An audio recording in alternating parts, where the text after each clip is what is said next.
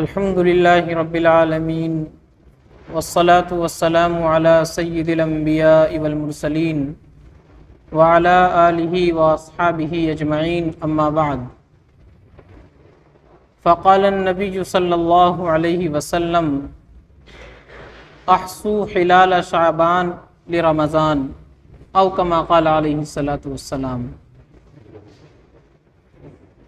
میرے محترم بزرگوں اور عزیز ساتھیوں، اسلامک کیلنڈر کے اعتبار سے 8واں مہینہ یعنی شعبان کا مہینہ چل رہا ہے۔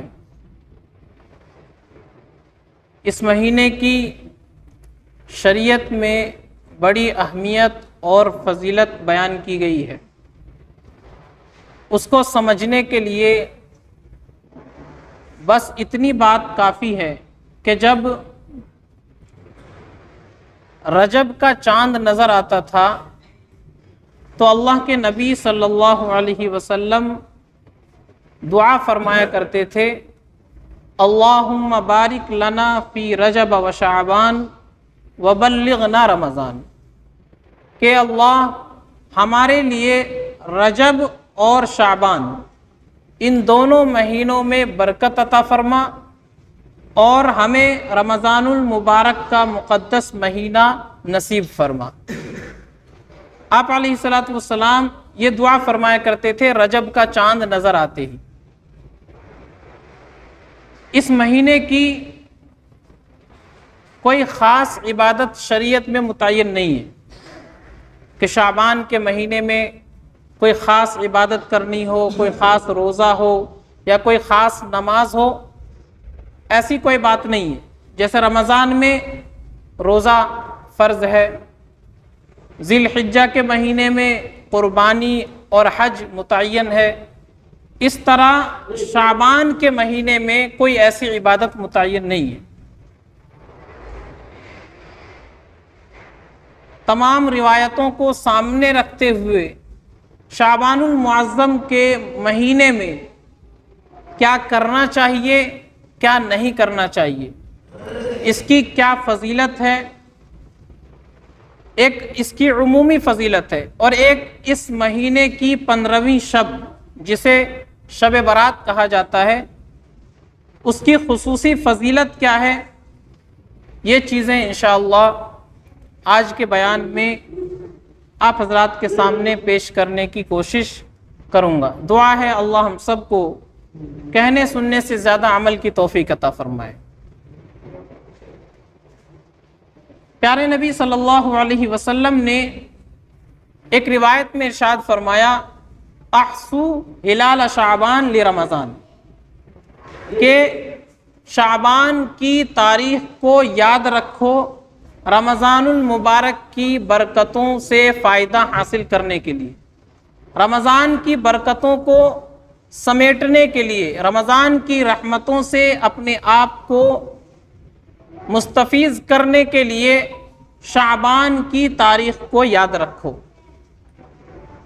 ویسے تو ہر مسلمان کو چاہیے کہ جس طرح وہ انگریزی تاریخ یاد رکھتا ہے، جنوری فروری یہ مہینہ جس طرح ہمیں یاد رہتا ہے، اس کی تاریخ یاد رہتی ہے، اسی طریقے سے اسلامک کیلنڈر کا مہینہ اور تاریخ بھی یاد ہونی چاہیے۔ ایک مسلمان کا یہ حق ہے، اس کو معلوم ہو کہ اسلامک کیلنڈر کے اعتبار سے کون سا مہینہ چل رہا ہے، کون سی اس کی تاریخ چل رہی ہے۔ تو نبی علیہ الصلوۃ والسلام نے فرمایا شعبان کی تاریخ کو یاد رکھو رمضان کی برکتیں حاصل کرنے کے لیے، تاکہ تمہیں معلوم ہو جائے رمضان کتنا قریب آ رہا ہے۔ تو شعبان کے مہینے کی تاریخ کو یاد رکھنے کا اہتمام کرنا چاہیے۔ بڑے افسوس کی بات ہے کہ آج ہم مسلمانوں کو معلوم ہی نہیں ہوتا کہ اسلامی کیلنڈر کا کون سا مہینہ چل رہا ہے۔ تاریخ تو بہت دور کی بات ہے، مہینے کا پتہ نہیں رہتا کہ کون سا مہینہ چل رہا ہے۔ تو اس مہینے کا اہتمام ہونا چاہیے، تاریخ کو یاد رکھنے کا اہتمام ہونا چاہیے۔ جس طرح انگریزی سال جنوری سے شروع ہوتا ہے، دسمبر پر ختم ہو جاتا ہے، اسی طرح اسلامی سال محرم سے شروع ہوتا ہے اور ذی الحجہ پر ختم ہو جاتا ہے۔ تو پہلی بات جو روایات سے معلوم ہوئی کہ اس مہینے کی تاریخ کو یاد رکھنے کا اہتمام کرنا ہے۔ پیارے نبی صلی اللہ علیہ وسلم نے فرمایا احسو ہلال شعبان لرمضان، رمضان کی برکتیں حاصل کرنے کے لیے شعبان کی تاریخ کو یاد رکھو۔ اس کے بعد دوسری بات جو روایتوں سے معلوم ہوتی ہے وہ یہ کہ اپنے آپ کو رمضان کے لیے تیار کرنا، اس مہینے کے اندر اپنے جسم کو، اپنی روح کو بیدار کرنا ہے رمضان کے لیے۔ نبی پاک صلی اللہ علیہ وسلم اس مہینے کے اندر عبادات میں اضافہ فرما دیا کرتے تھے، کثرت سے آپ نفل روزے رکھتے تھے اس مہینے کے اندر۔ ام المؤمنین حضرت عائشہ صدیقہ فرماتی ہیں کہ نبی پاک صلی اللہ علیہ وسلم نفل روزے کبھی اس طرح رکھتے تھے کہ ہمیں یہ گمان ہوتا تھا کہ اب کبھی آپ روزے چھوڑیں گے نہیں، یعنی آپ 1 دن 2 دن 3 دن ہفتہ 10 دن آپ لگاتار روزے رکھتے تھے، نفل روزے۔ اور کبھی کبھی ایسا ہوتا کہ آپ صلی اللہ علیہ وسلم نفل روزوں کو چھوڑ دیتے تھے، 1 دن 2 دن 3 دن ہفتہ اور 10 دن۔ ہم یہ سمجھتے تھے کہ شاید اب آپ کبھی روزہ نہیں رکھیں گے۔ تو نفل روزوں سے متعلق آپ کا کوئی متعین وقت نہیں تھا، البتہ آپ ایام 20 یعنی ہر مہینے کی 13 14 15 تاریخ کا روزہ، پیر کے دن اور جمعرات کے دن کا روزہ آپ عام طور پر رکھا کرتے تھے، لیکن نفل روزوں میں آپ کا کوئی متعین اصول نہیں تھا۔ جب شعبان کا مہینہ آ جاتا تھا تو آپ کثرت سے روزے رکھتے تھے، کثرت سے آپ اپنی عبادتوں میں اضافہ فرما دیا کرتے تھے۔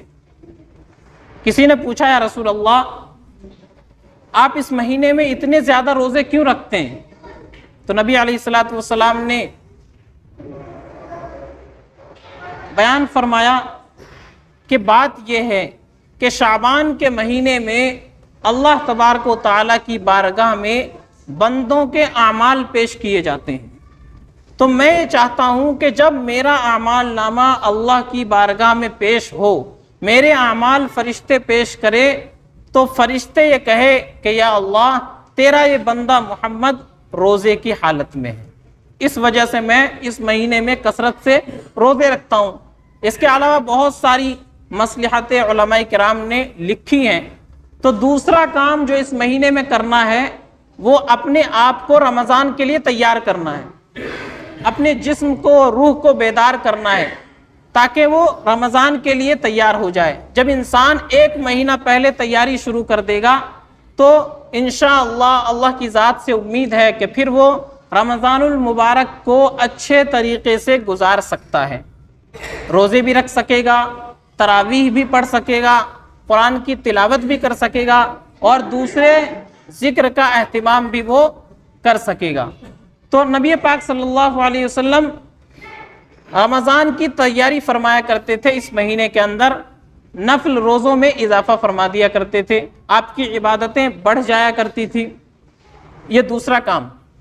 اور تیسرا کام جیسا کہ معلوم ہوا پیارے نبی صلی اللہ علیہ وسلم اس مہینے میں کثرت سے نفل روزے رکھتے تھے۔ رمضان کے بعد سب سے زیادہ روزے آپ اس مہینے کے اندر رکھا کرتے تھے، تو آدمی کو چاہیے کچھ نہ کچھ اس مہینے میں نفل روزے کا اہتمام بھی کرے۔ ضروری نہیں ہے، فرض نہیں ہے، واجب نہیں ہے، لیکن کچھ نہ کچھ اہتمام کرے اس مہینے کی فضیلت کی بنا پر، رمضان کی تیاری کی وجہ سے۔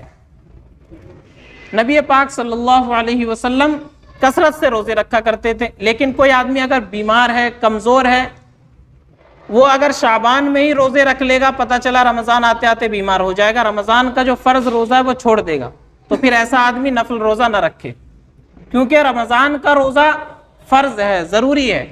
شعبان میں روزہ نہیں رکھے گا گناہ نہیں ہوگا، لیکن رمضان میں اگر روزہ چھوٹ جائے گا تو نبی پاک صلی اللہ علیہ وسلم کی مبارک حدیث ہے کہ رمضان کا 1 روزہ آدمی کا چھوٹ جائے تو پھر اس کی تلافی نہیں ہو سکتی ہے، اس کے بدلے میں آدمی کتنے ہی روزے رکھ لے لیکن رمضان کی جو برکت ہے وہ حاصل نہیں ہوگی۔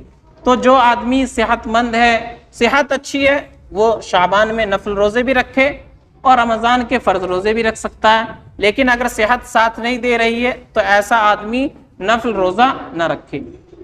تو یہ کام جو احادیث سے ثابت ہیں، پیارے نبی صلی اللہ علیہ وسلم کی زندگی سے ہمیں پتہ چلتا ہے۔ پہلا کام اس مہینے کی تاریخ کو یاد رکھنا ہے، دوسرا کام اس مہینے میں اپنے جسم کو، روح کو رمضان کے لیے تیار کرنا ہے، اور تیسرا کام کچھ نہ کچھ نفل روزے کا اہتمام اس مہینے کے اندر کرنا ہے۔ یہ تو شعبان کے مہینے کی عمومی فضیلت ہے، ایک عام بات ہے شعبان سے متعلق۔ اب اس مہینے کی جو 15ویں شب ہے، جس کو ہم اور آپ شب برات کہتے ہیں، یہ رات 14 تاریخ کا سورج غروب ہو جاتا ہے، تب یہ رات شروع ہوتی ہے اور صبح صادق تک یہ رات رہتی ہے۔ اس کو شب برات کہتے ہیں۔ شب یہ فارسی زبان کا لفظ ہے اور برات یہ عربی زبان کا لفظ ہے۔ شب کے معنی رات اور برات کے معنی کسی کو آزاد کرنا، کسی کو نجات دینا، کسی کو بری کر دینا۔ چونکہ اللہ تبارک و تعالی اس رات میں بہت سارے بندوں کو جہنم سے آزاد فرماتے ہیں، بہت سارے بندوں کی مغفرت فرماتے ہیں، ان کے گناہوں کو معاف فرماتے ہیں، اس لیے اس رات کو شب برات کہا جاتا ہے۔ برات کی رات، نجات پانے والی رات، جہنم سے آزادی اور خلاصے کی رات۔ اس رات کی خصوصی فضیلت بھی نبی پاک صلی اللہ علیہ وسلم کی روایات سے ثابت ہے۔ مختلف صحابہ نے ان روایات کو بیان کیا ہے۔ نبی پاک صلی اللہ علیہ وسلم نے اس رات میں کن لوگوں کی مغفرت ہوتی ہے، کن لوگوں کو اللہ معاف فرماتے ہیں، اور کون لوگ ہیں جو اس رات میں بھی محروم رہ جاتے ہیں اللہ کی رحمت سے، اس کا تذکرہ فرمایا ہے روایات کے اندر۔ ایک روایت میں کہ جب یہ رات شروع ہوتی ہے تو اللہ تبارک و تعالیٰ کی رحمت بندوں کی طرف متوجہ ہو جاتی ہے، اور رات بھر اللہ کی طرف سے اعلان ہوتا ہے کوئی اپنے گناہوں پر شرمندہ، اللہ سے مغفرت چاہنے والا، میں اس کی مغفرت کر دوں گا، میں اس کے گناہوں کو بخش دوں گا، میں اس کے گناہوں کو دھو دوں گا، اس کے نامہ اعمال سے گناہوں کو مٹا دوں گا۔ اللہ کی طرف سے اعلان ہوتا ہے کوئی مغفرت چاہنے والا، میں اس کی مغفرت کر دوں۔ ہے کوئی بیمار آدمی جو اپنے لیے صحت مانگتا ہو، تندرستی مانگتا ہو، عافیت مانگتا ہو، وہ آئے مجھ سے مانگے، میں اس کو عافیت دوں گا، صحت دوں گا، تندرستی دوں گا، بیماری کو دور کر دوں گا۔ ہے کوئی پریشان حال جو مجھ سے اپنی پریشانی کو دور کرنے کا فیصلہ کرے، مجھ سے اپنی پریشانی دور کروانے کے لیے دعا کرے، میں تیار بیٹھا ہوں اس کی پریشانیوں کو دور کرنے کے لیے، اسے عافیت دینے کے لیے، سکون اور اطمینان دینے کے لیے۔ ہے کوئی رزق کی تنگی سے پریشان، مجھ سے رزق چاہتا ہو، رزق میں برکت چاہتا ہو، رزق میں کشادگی چاہتا ہو، میں تیار بیٹھا ہوں، آئے میرے دربار میں، ہاتھ اٹھائے، مجھ سے مانگے، میں اسے رزق میں برکت دے دوں گا، اس کے رزق میں کشادگی پیدا کر دوں گا، اور اسے آسانی اور سہولت کے ساتھ رزق مل جائے گا۔ تو جب سے رات شروع ہوتی ہے اس وقت سے لے کر صبح صادق تک، سحری کا وقت ختم ہونے تک اللہ کی طرف سے یہ اعلان ہوتا رہتا ہے۔ تو بہت ہی مبارک اور خوش نصیب ہے وہ بندے جو اس رات میں اپنے آپ کو اللہ کی عبادت میں لگاتے ہیں، تلاوت میں لگاتے ہیں، ذکر میں لگاتے ہیں، اور اللہ سے دعا کرتے ہیں، مغفرت چاہتے ہیں، بیماری سے، پریشانیوں سے نجات چاہتے ہیں، اللہ سے رزق میں برکت مانگتے ہیں، اللہ تعالیٰ ان کو عطا فرما دیتے ہیں۔ اسی طرح ایک روایت میں ہے کہ پیارے نبی صلی اللہ علیہ وسلم نے فرمایا کہ شب برات میں اللہ تبارک و تعالی قبیلہ بنو کلب کی بکریوں کے بال کے برابر لوگوں کی مغفرت فرماتے ہیں۔ عرب کے اندر بہت سارے قبیلے تھے جو بہت زیادہ بکریاں پالا کرتے تھے، ان میں ایک قبیلہ یہ بھی تھا بنو کلب۔ نبی نے فرمایا کہ اس قبیلے کے اندر جتنی بکریاں ہیں، ان بکریوں کے جسم پر جتنے بال ہیں، اللہ اتنے لوگوں کی، اس سے بڑھ کر لوگوں کی اس رات میں مغفرت فرما دیتے ہیں۔ تو یہ بہت ہی مبارک رات ہوتی ہے۔ لیکن کچھ بدقسمت لوگ ایسے ہیں جو اس رات میں بھی اللہ کی رحمت سے محروم رہتے ہیں، وہ اس رات میں بھی اللہ کی رحمت کو حاصل نہیں کر سکتے۔ سب سے پہلا آدمی جو اس مبارک رات میں بھی اللہ کی رحمت سے محروم رہتا ہے، اس کی مغفرت نہیں ہوتی، وہ مشرک ہے، شرک کرنے والا، اللہ کے ساتھ کسی اور کو پکارنے والا، اللہ کے علاوہ کسی اور سے مانگنے والا، اللہ کے علاوہ کسی اور کی عبادت کرنے والا، یعنی اللہ کو بھی مانتا ہے لیکن ساتھ ساتھ دوسروں کو بھی شریک کر رہا ہے، اللہ کے علاوہ کسی اور کو بھی سمجھتا ہے کہ وہ نفع اور نقصان دے سکتا ہے، اللہ کے علاوہ کوئی اور بھی بیماری اور شفا دے سکتا ہے، اللہ کے علاوہ کوئی اور بھی راحت اور تکلیف دے سکتا ہے۔ جو آدمی ایسا سمجھتا ہوگا، ایسا عقیدہ رکھتا ہوگا، شرک کرنے والا آدمی اس مبارک رات میں بھی اللہ کی رحمت سے محروم رہتا ہے، اللہ اس کو معاف نہیں کرتے۔ شرک یہ بہت ہی سنگین جرم ہے۔ نبی پاک صلی اللہ علیہ وسلم کو مخاطب کر کے قرآن کریم میں اللہ نے فرمایا لئن اشرکت لیحبطن عملک، اے نبی اگر آپ بھی شرک کریں گے تو آپ کے اعمال بھی برباد ہو جائیں گے۔ نبی تو شرک نہیں کر سکتا، نبی تو ساری دنیا سے شرک اور کفر کو مٹانے کے لیے آتا ہے، نبی تو لوگوں کو ایک اللہ کی عبادت کی دعوت دیتا ہے، لیکن اللہ کے نبی صلی اللہ علیہ وسلم کو مخاطب کر کے اللہ نے فرمایا بات سمجھانے کے لیے کہ شرک اتنا سنگین جرم ہے کہ اگر کوئی نبی بھی یہ جرم کر دیتا ہے تو اس کے اعمال بھی برباد ہو جائیں گے۔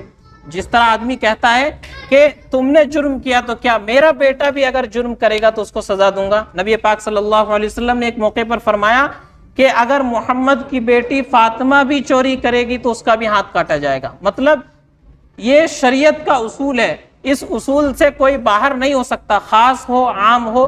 تو اللہ نے سمجھانے کے لیے کہا کہ اگر نبی بھی شرک کرے تو نبی کے بھی اعمال برباد ہو جائیں گے۔ شرک اتنا سنگین جرم ہے کہ شرک کرنے والا آدمی اس مبارک رات میں بھی اللہ کی رحمت سے محروم رہتا ہے، اس کی مغفرت نہیں ہوتی، اس کو معاف نہیں کیا جاتا۔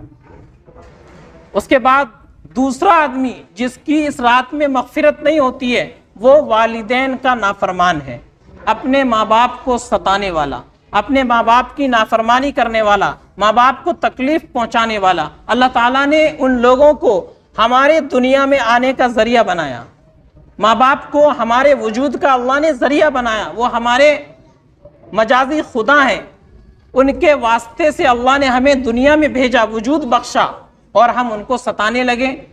آج دنیا کے اندر پریشانی ہے، عذاب آ رہا ہے، طرح طرح کی مصیبتیں آ رہی ہیں۔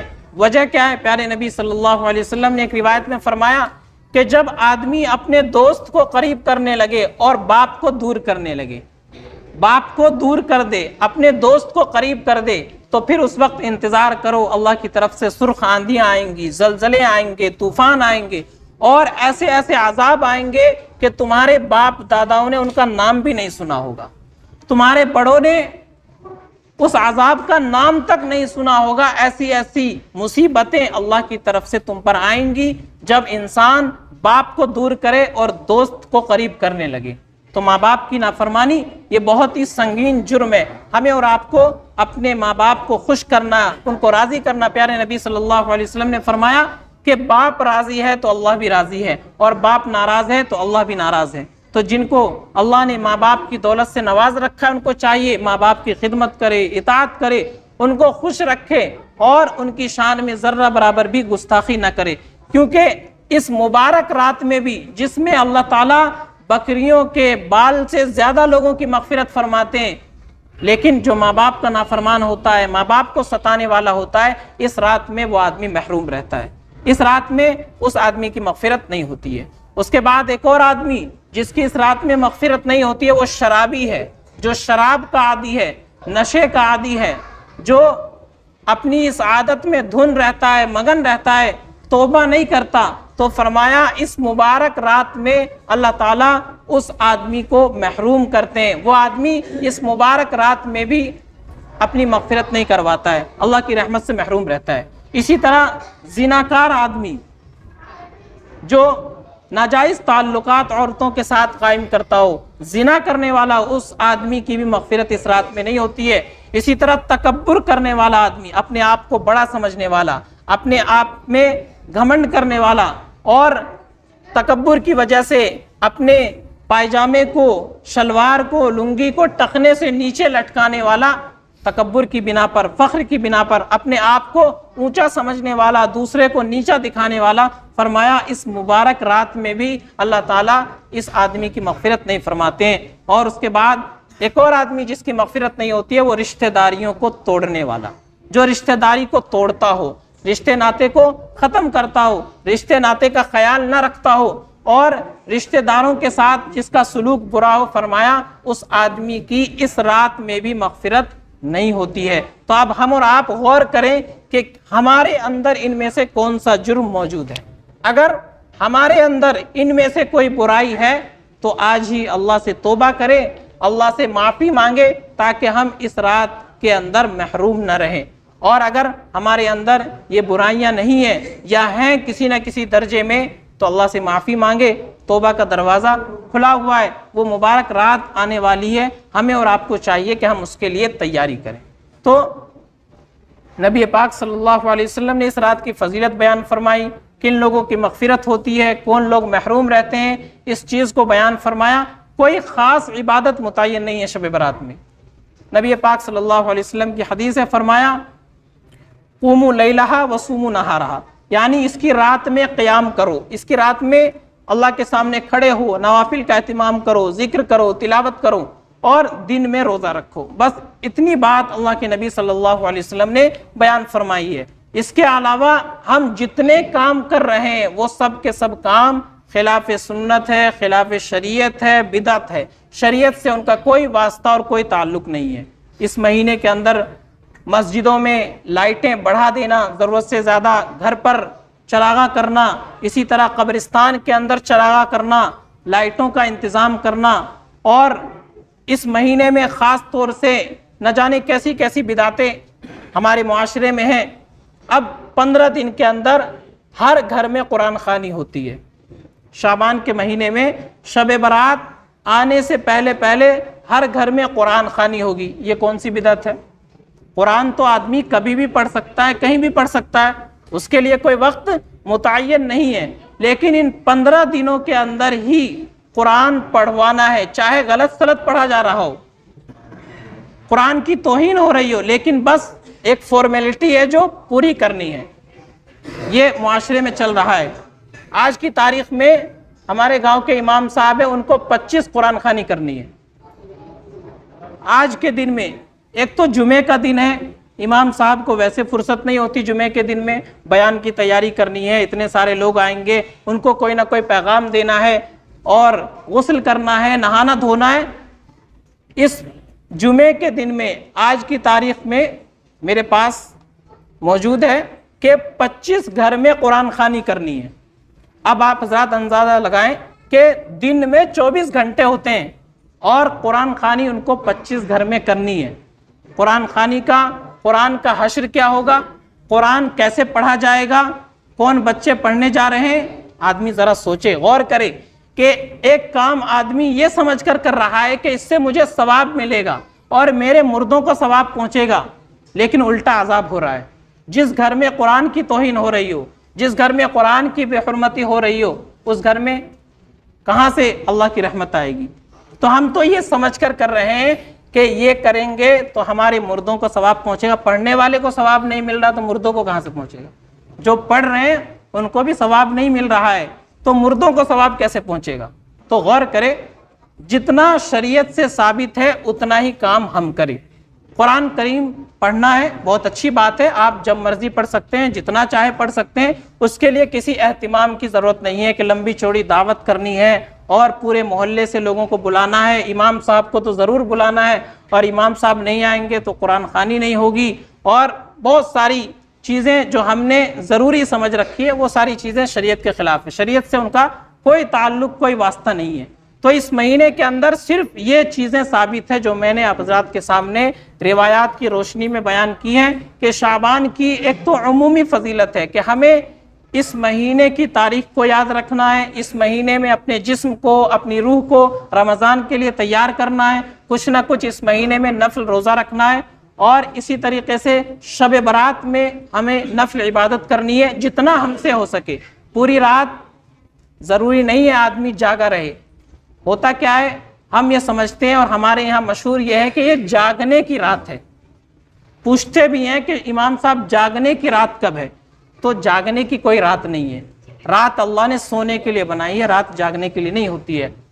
یہ عبادت کی رات ہے. اگر عبادت آدمی کر رہا ہے اچھی بات ہے، جاگ کر کے عبادت کرے. جتنی دیر عبادت میں من لگ رہا ہے، آدمی چستی کے ساتھ پھرتی کے ساتھ عبادت کر رہا ہے، بہت اچھی بات ہے. ہوتا کیا ہے، مسجدوں میں چائے کا انتظام ہو رہا ہے کہ جن لوگوں کو نیند آ رہی ہے چائے پی کے زبردستی جاگے رہیں، چائے پیے اور نیند بھگائیں لیکن صبح تک جاگے رہیں. بہت سارے لوگ دیکھا گیا پوری رات مسجد میں بیٹھے رہتے ہیں، سڑکوں پر گھومتے رہتے ہیں اور فجر کی نماز میں غائب رہتے ہیں. ایسی رات میں جاگنے کا فائدہ کیا؟ تو ہمیں اور آپ کو چاہیے کہ اس رات میں ہم سے جتنا ہو سکے ہم عبادت کریں. اور اگر آدمی پوری رات جاگ کر کے عبادت نہیں کر سکتا ہے تو کم سے کم درجہ یہ ہے کہ آدمی اس دن عشاء کی نماز جماعت کے ساتھ پڑھے، سو جائے اور پھر فجر کی نماز اٹھ کر کے جماعت کے ساتھ پڑھ لے. پیارے نبی صلی اللہ علیہ وسلم نے فرمایا کہ جو آدمی عشاء کی نماز جماعت سے پڑھے، سو جائے، پھر اٹھ کر فجر کی نماز جماعت سے پڑھے، اللہ اس کو پوری رات عبادت کا ثواب عطا فرماتے ہیں. تو بیٹھ کر کے باتیں بنانا اور ادھر ادھر گھومنا اس سے اچھا ہے آدمی عشاء کی نماز جماعت کے ساتھ پڑھے اور سو جائے، پھر اٹھ کر کے فجر کی نماز جماعت کے ساتھ پڑھ لے، تو اس آدمی کو کوئی گناہ نہیں ہوگا. لیکن اگر رات میں جاگ کر کے ہم شب برات کے نام پر ادھر ادھر گھومتے رہے، مسجدوں میں بیٹھ کر گپے مارتے رہے اور چائے پی پی کر زبردستی جاگتے رہے، تو بجائے ہمیں ثواب ملنے کے الٹا ہمیں عذاب ہوگا. کیونکہ اللہ کا قانون ہے، شریعت کا اصول ہے کہ جس وقت میں جس جگہ میں ثواب زیادہ ہوتا ہے وہاں گناہ بھی زیادہ ہوتا ہے.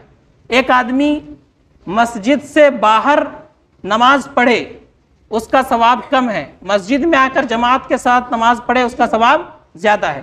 اسی طرح ایک آدمی مسجد سے باہر گناہ کرے وہ بھی گناہ ہے، اس پر بھی عذاب ہوگا، لیکن وہی گناہ مسجد میں آ کر کے کرے تو وہ اس گناہ کا وبال بڑھ جاتا ہے. تو شب برات میں ثواب زیادہ ہو جاتا ہے عبادت کا. تو اس رات میں اگر آدمی گناہ کرتا ہے، غیبت کرتا ہے، کسی کی چغلخوری کرتا ہے، مسجد میں بیٹھ کر دنیا کی باتیں کرتا ہے، تو اس گناہ کا وبال بھی بڑھ جاتا ہے. سمجھانے کے لیے کہتا ہوں، ایک آدمی اپنے یہاں رہ کر کے گناہ کر رہا ہے، یہ بھی گناہ ہے، اس پر بھی عذاب ہوگا.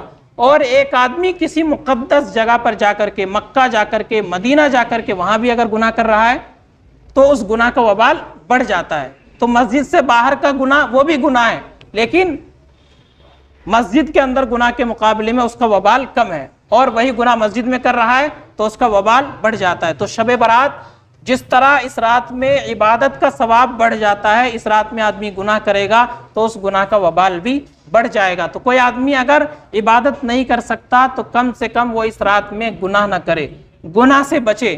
اور کوئی آدمی اتنا مجبور ہے کہ بغیر گناہ کے وہ رہ ہی نہیں سکتا تو وہ کیا کرے؟ اس کے لیے بھی ایک گنجائش ہے. گناہ کی ترغیب نہیں دی جا رہی ہے، گناہ کا شوق نہیں دلایا جا رہا ہے اور گناہ کرنے کو نہیں کہا جا رہا ہے، لیکن بات سمجھنے کی ہے کہ ایک آدمی اتنا مجبور ہے کہ وہ گناہ کرے گا ہی، اس کو گانا سننا ہی ہے، اس کو فلم دیکھنی ہی ہے اور اس کو دوسرے گناہ کے اندر مبتلا ہونا ہی ہے. تو اس آدمی کے لیے میں یہ کہا کرتا ہوں کہ وہ آدمی گناہ اگر کر رہا ہے تو ایسا گناہ نہ کرے جس سے دوسرے لوگوں کو تکلیف پہنچے. ایک گناہ ہے آدمی کر رہا ہے، اپنی ذات تک محدود ہے، اس کا اور اللہ کا معاملہ ہے، لیکن ایک گناہ ایسا کہ اس سے دوسرے لوگوں کو تکلیف پہنچ رہی ہے، بندوں کا حق اس سے جڑ گیا تو یہ خطرناک ہو جائے گا. ایک گناہ بندے کے درمیان اور اللہ کے درمیان معاملہ ہے. ایک آدمی نماز نہیں پڑھ رہا ہے تو یہ اس کا اور اللہ کے درمیان معاملہ ہے، اللہ تعالیٰ چاہے اس کو معاف کر سکتے ہیں. لیکن ایک آدمی ایسا کام کر رہا ہے جس سے دوسروں کو تکلیف ہو رہی ہے، بولنے کی بات نہیں ہے، ہم سب جانتے ہیں، سمجھتے ہیں معاشرے کے اندر کیا ہوتا ہے. شب برات میں پٹاخے پھوڑے جاتے ہیں اور لوگوں کی نیند خراب کی جاتی ہے. جو لوگ نماز میں لگے ہوئے ہیں ان کی نماز خراب ہو رہی ہے، تلاوت کرنے والے تلاوت نہیں کر پا رہے ہیں. اسی طرح اور بہت سارے گناہ کے کام ہیں. اور ایک اہم بات جو آخر میں عرض کر کے اپنی بات ختم کروں گا کہ جب یہ مہینہ شعبان کا شروع ہوتا ہے تو اس مہینے کے اندر موبائل پر میسیج آنا شروع ہو جاتے ہیں کہ اللہ کے نبی صلی اللہ علیہ وسلم نے فرمایا کہ جو آدمی سب سے پہلے رمضان کی خبر دیتا ہے اس کی مغفرت ہو جاتی ہے، اس پر جنت واجب ہو جاتی ہے اور اس کو اتنے سال کی عبادت کا ثواب ملتا ہے۔ یاد رکھیے یہ کوئی حدیث نہیں ہے، یہ کوئی حدیث نہیں ہے۔ جنت اتنی سستی نہیں ہے کہ آدمی ایک میسیج کرے اور جنت مل جائے اس کو۔ جنت کے لیے ایمان ضروری ہے، اعمال ضروری ہے، اخلاق ضروری ہے، شریعت کے مطابق زندگی گزارنا ضروری ہے۔ ہم سمجھتے ہیں کہ صرف ایک میسیج کر دیں کسی کو کہ 23 یا 24 تاریخ کو پہلا روزہ ہوگا اور ہم جنت کے مستحق بن جائیں، یہ ہماری غلط فہمی ہے۔ تو ہمیں اور آپ کو چاہیے کہ ہم اس قسم کے گناہوں سے بچیں۔